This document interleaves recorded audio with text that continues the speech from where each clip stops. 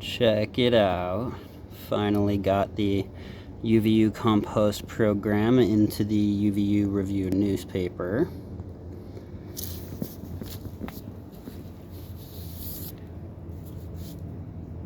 Very proud moment.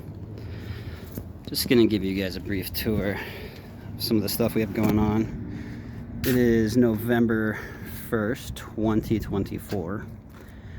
This is one of our outdoor compost piles where I just layer fresh, nitrogen-rich grass from all over the university with a combination of leaves and pine needles. This mixture is just fantastic because you're going to get a variety of different particle sizes, textures, and composition, which is ideal for automating and accelerating the rate of decomposition. It also allows for a decent amount of airflow, and for example, if we just did the grass by itself, it would compact very quickly and be very stinky. It's also super wet, full of nitrogen, whereas we get a lot more carbon content and more humic material production from this brown material composed of a variety of different types of leaves and pine needles. And I throw entire branches in there because they'll actually break down quite a bit, and then later I just easily pull out the wood. Okay, we're constantly stocking up on leaves, very valuable commodity. At this time of year, I'm driving around and just throwing bags of leaves in the back of my truck, making a big old mess. Definitely use rollers when you're working with heavy materials. I used most of the food already, so here's some of what's left from the dining services department at Utah Valley University. I also use a pump jack to make sure that my spine is safe and not damaged, and I'm constantly collecting a variety of different cardboard, egg carton material, things like that. And of course, we keep a lot of different soil mixture materials on hand: vermiculite, perlite, coconut coir, sphagnum moss. Here's some of our filtration that we're doing. I'll do videos on each of these topics later. Here's a bunch of our coffee grounds that we get from Starbucks twice a week. Great material for pretty much every type of composting. Here's some of the filter screens that we built to filter these different materials. Here's some compost that we are just starting to harvest. It has not been filtered yet, which is why it has all of these seeds in it. But we're in the process of extracting worms with our worm traps that I fill with food. I've got a few buried. I'm going to leave it alone because I just buried it yesterday, and I want to give them a couple of days to migrate into the worm trap before I try to remove them. We make sure to maintain, a good temperature for the worms.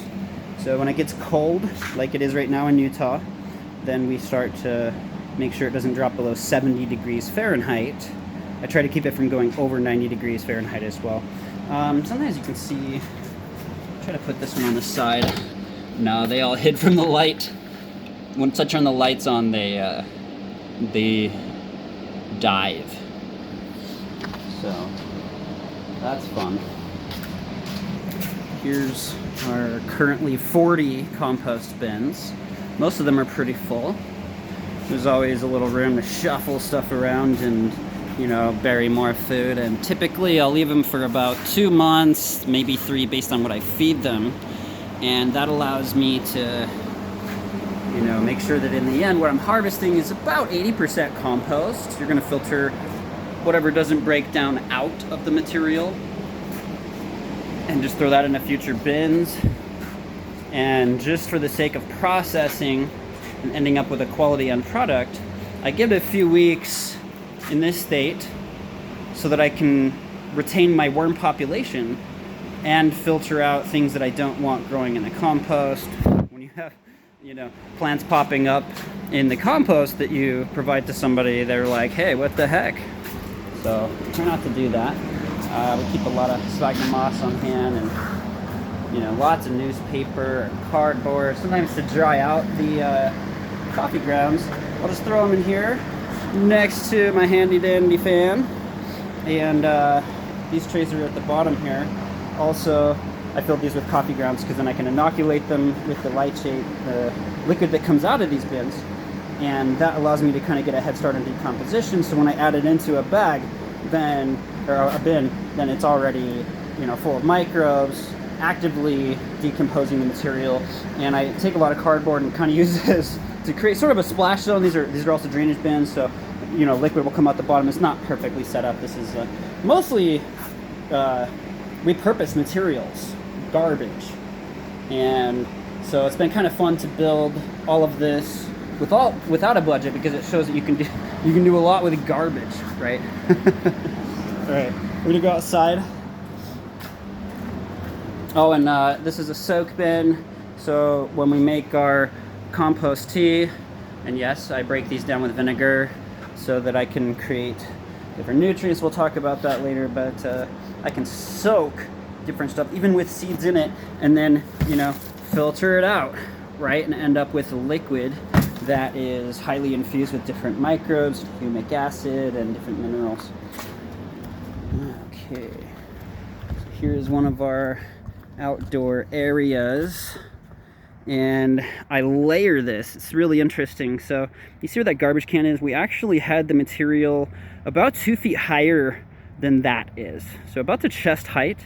And it's interesting because as the material decomposes, it will actually compact quite a lot, because what's happening is that, you know, a lot of things are composed of nitrogen, oxygen, hydrogen, carbon, and many forms of each of those elements are actually capable of what's called volatilization in different forms, which means that they can actually, you know, aerosolize, they can go into the air, they can float around, and so there are lots of instances. Anyways, what we get in decomposition is off-gassing, and so we're left with a lot of the denser materials, the minerals, the microorganisms, humic acid, humate, and it's really interesting because it will compact like crazy, you know. So I just dumped these. It used to be really high, all the way up to here at the top of the screen, and what we end up with is an incredibly nice, dense. This is our mulch, because I allowed a bunch of bark to be right here, right? But over here, this is the top layer, and yes, I use pellets to create aeration, drainage, permeability, gas flow, water flow, and it's great because this is all just top material. Look how dark that is. This is ready to go compost. And it's a combination of vermicompost. You can see the worms there. Native worms that migrate into here because they just love this substrate. But this used to be a couple of feet of leaves and cardboard and newspapers and a little dash of coffee grounds. And what we do is we'll inoculate these piles that we fill up with different materials like grass and leaves and cardboard and newspaper and food waste and coffee grounds and grass. Is once I've got a decent pile going and I've got it layered the way that I want so that it can respire and breathe and compost nicely, I will inoculate it with my compost tea. We'll do another episode on compost tea later, but essentially it's a culture process, a biotechnology cell culture process, where I control the microbial community composition to a degree with the presence of oxygen and the input of very specific microbes from specific sources, and then providing them specific food so that they can outcompete any potential competition, right? And that allows me to accelerate this entire process, and I can take, you know, millions per cubic millimeter and turn them into trillions, and then all of a sudden all of my compost is inoculated with bacteria and fungi and microscopic animals, and that attracts in all sorts of native worms and different things like that. It's really fun. So highly recommended that you follow these different processes, and in the future I will do, you know, different episodes hyper focused on different parts of this. Just tell me, you know, what you like, what you're interested in, what questions that you have, and I appreciate you watching this video. Please don't forget to like and subscribe. That really helps out our channel. Share this with your friends, and we would really appreciate that. Thanks so much and have a wonderful day.